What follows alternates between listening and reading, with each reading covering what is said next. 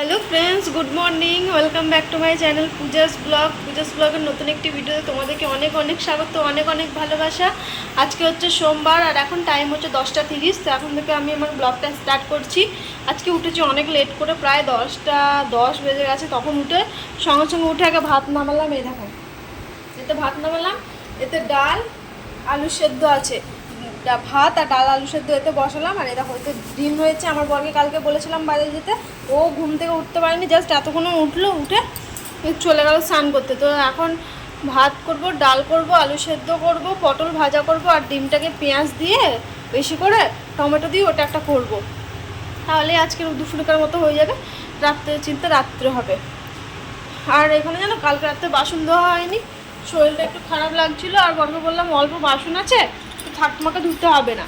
তো বললো ঠিক আছে, তাহলে কিছুই নেই, কয়েকটা আছে, কাজে টিফিন এগুলোই আছে, তো ওগুলোই এখন ধুবো একটু পরে। আগে সব জোগাড় করে নিই। পটল আছে কটা, পটলগুলো ভাজবো। তার জন্য পটলগুলো একটু ছুলে নিই, মানে খুকড়িয়ে নিই একটু, তাহলে হয়ে যাবে। তারপর দোকানে যেতে হবে। শুধু 1 মিনিট দাঁড়াও, শুধু বিছনাটা তোলা হয়েছে, এখনও ঘর ঝাঁট দেওয়া হয়নি। এখন এটাকে কেটে কুটে ঘরটা ঝাঁট দিয়ে দিয়ে বাসন ধোবো, অনেক কাজ আছে। আর কি বলো তো, এদিকে অবস্থা দেখেছো আমার, কিছু কিছু এখানে জামাটা রাখা আছে খুলে। তো যাই হোক, ওগুলো পরে দেখা যাবে। আর আজকে দোকান তাড়াতাড়ি বেরোতে হবে, 11:20-র মধ্যে বাড়ি থেকে বেরোতে হবে, সে একটা টেনশন।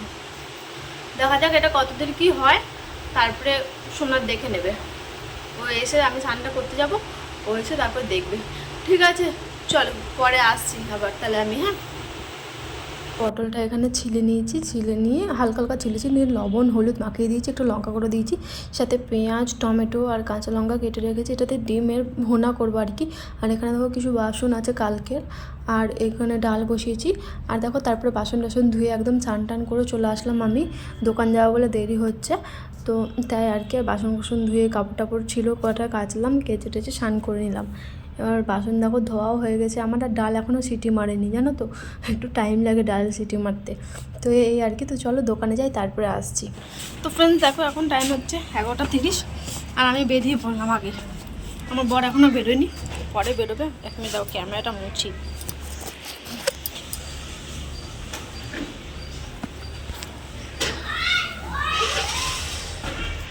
আমি জানো কি হয়েছে, চার্জারটা নিয়ে আসতেই ভুলে গেছি। দোকানে ফোন চার্জ দিই, কালকে দোকানে কাজের চাপে চার্জারটা সকালে গিয়ে চার্জ দিয়েছিলাম, সেই চার্জারটা দোকানে রয়ে গেছে, আনিনি। এবার ফোনে চার্জ দেবো, চার্জ নেই। সকালবেলা দেখছি দোকানেই আছে, এখন গিয়ে ফোনটা চার্জ দিতে হবে। ফোনটা চার্জ দিয়ে দেখি ভিডিওগুলো এডিট করতে হবে, কালকে ভিডিও এখন এডিট হয়নি। 2-3 জায়গায় ভয়েস ওভার দিতে হবে, ওই জন্য হয়নি, নাহলে হয়ে যেত। বাপরে রোদ, সোমনাথ আসুক। আর এখন আমি একটু আলু সেদ্ধ, ডাল ভাত পটল ভাজা দিয়ে তাড়াহুড়ো করে নাকে মুখে খেলাম দুগাল। সোমনাথকে ম্যাগি করে দিলাম, ওগুলো তোমাদের সাথে শেয়ার করা হয়নি। দিয়ে খেয়ে দোকান বেরোচ্ছি, দুপুরবেলা দেখাবো। দেখতে তো পেয়েছো, পেঁয়াজ কেটেছিলাম অনেকগুলো, আর পটল আর ডিমের ওটা দেখানো হয়নি, ওটা দেখাবো দুপুরবেলা, দেখি সময় পেলে ঠিক দেখাবো। ঠিক আছে, আর আমি বেরোলাম, কারণ আমি খেয়ে নিয়েছি তো আমার হাঁটতে ইচ্ছা করছে না। আর ও যা জোরে জোরে হাঁটে, ও ঠিক চলে আসবে। আমি বললাম তাহলে তুমি আস্তে আস্তে আসো, আমি মানে তুমি আসো আস্তে ধীরে সুস্থে। টিফিনটা প্যাক ট্যাক করে নিয়ে সব টিফিনে রেখে দিলাম। ও শুধু ঢাকনাগুলো লাগাবে, ঠান্ডা হতে দিয়েছিলাম, ঢাকনাগুলো লাগাবে, ঘরতলা মারবে, বেরিয়ে আসবে। আর তোর কোনো কাজ নেই, কর্ম নেই। আর আমি ওকে বললাম তাহলে আমি এগোই, কেননা আমি আস্তে আস্তে যাবো, একটু টাইম লাগবে। তাহলে তুমি এতটা আসলে তাহলে ভালো হবে। দোকানে তাড়াতাড়ি ঢুকতে হবে, প্রচুর রোদ। ঠিক আছে চলো আমি দোকানে যাই। ঠিক আছে, আজকেও দোকানের কাজের খুব চাপ, ম্যাম বলে দিয়েছে, কালকে ছিল, আজকে একটা কাজ আছে বিকেলে আমাকে, জানো কী আর করা যাবে। যাই হোক,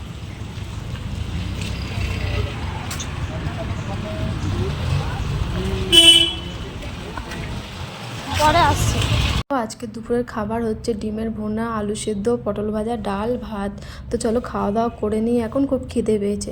আর খাওয়া দাওয়া করে একদম সন্ধ্যেও লেগে গেছে, আর বাইরে হচ্ছিলো বৃষ্টি, একদম রাস্তায় রাস্তায় জল জমে গেছিলো। আর দোকানও ছুটি হয়ে গেছে, তো এবার বাড়ির দিকে এগোবো, রুমের দিকে। রুমের কাছে চলে এসেছি আর কি। আর দেখেছো অনেক জল পড়েছে, তো চলো রুমে যাই। তারপরে এখন টাইম হচ্ছে 7:31, আর এতক্ষণ দোকান ছুটি হলো। দেখো চাবি, ঘরের কাছে চলে এসেছি। দোকানে আজকে কাজ আমার ছিলই না, ফালতু ম্যাম বললো কাজের চাপ আছে, এই আছে। আজকে কোনো কাজে ছিল না, সবাই বসে বসে এই করলো। সোমনাথের দুটো কাজ ছিল, আমার ছিল না। পেডিকিউর আমি আজকে একটাও করিনি। বাইরে খুব বৃষ্টি হয়েছে আজকে, বিকেল থেকে শুরু হয়েছে, একটু আগে থেমেছে। পুরো রাস্তায় জল জমে গেছে, খুব একটা জল জমেনি।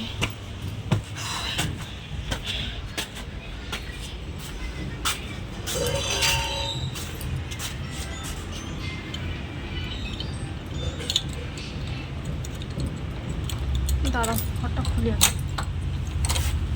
পায়ে কাদা লেগে গেছে।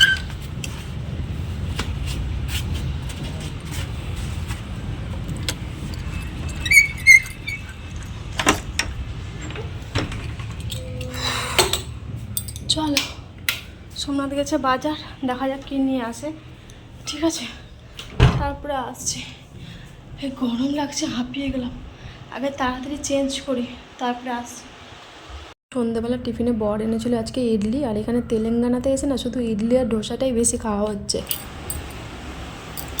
তো ফ্রেন্ডস দেখো, এখন টাইম হচ্ছে 9:18, আর এতক্ষণে আমি আসলাম, ভাত চাপালাম আর কি। ভাত চাপিয়ে দেখো সবজি কাটতে বসছে, আলু, পেঁয়াজ আর টমেটো কাটতে বসবো, কাটিনি এখনও, কাটবো। আর ইডলি খেয়ে শুয়েছিলাম, ফোন ঘাটছিলাম এতক্ষণ। আর আজকে জন্য দেখো কালারটা কেমন লাগছে, মানে এর উপরে গ্লিটার দিয়েছি, কালারটা হচ্ছে বেগুনি কালার হালকা। তারপরে অনেকদিন পর আজকে নেলটা শেপ করলাম বসে বসে, আর তারপরে নেল পলিশও লাগালাম। কালারটা দেখো, এদিক থেকে দেখো কালারটা দেখো কেমন লাগছে। কালারটা ভালো লাগছে না? কাছ থেকে বেশি ভালো লাগছে, ক্যামেরা অত ফোকাস আসছে না, কিন্তু কাছ থেকে বেশি ভালো লাগছে। তো এই আর কি লাগিলাম বসে, আর নেলটাও সেভ করলাম আজকে বসে বসে। আজকে দোকানে কাজ ছিল না, দেখি কালকে পরশু দিন গিয়ে আবার এটা তুলে দিব, দেখি কতদিন থাকে। তো যাই হোক, এখন সবজি কাটাকুটি করবো। ভালো লাগছে না, শরীরটা কেমন লাগছে। চলো সবজিগুলো কাটি, এখন এগুলো কেটে দিই। ওকে বললাম রান্না করতে, আজকে আমি মাংস রান্না করব না, একদম কষা কষা করে করবো, ওই করবে। ভাত চাপিয়ে দিয়েছি, ভাতটা হোক, তার জন্য চলো পরে আসছি আমি, ঠিক আছে? ভাত চাপিয়ে দিয়ে এখন চলে এসেছি সবজিগুলো কাটতে, কেননা কালকে রান্নার জন্য সবজি কেটে রাখবো, আর এখনকারও কেটে রাখবো। দেখো তারপর ফার্স্টে আগে টমেটো কেটে নিচ্ছি, টমেটো ধুয়ে সব কেটেছি, মানে ধুয়ে নিয়েছিলাম, তারপরে কাটতে বসলাম। আর এদিকে ভাত চাপিয়ে দিয়েছি, ভাত হচ্ছে। আর বরকে বললাম অল্প মাংস নিয়ে আসবা, শুধু রাত্রের মতো।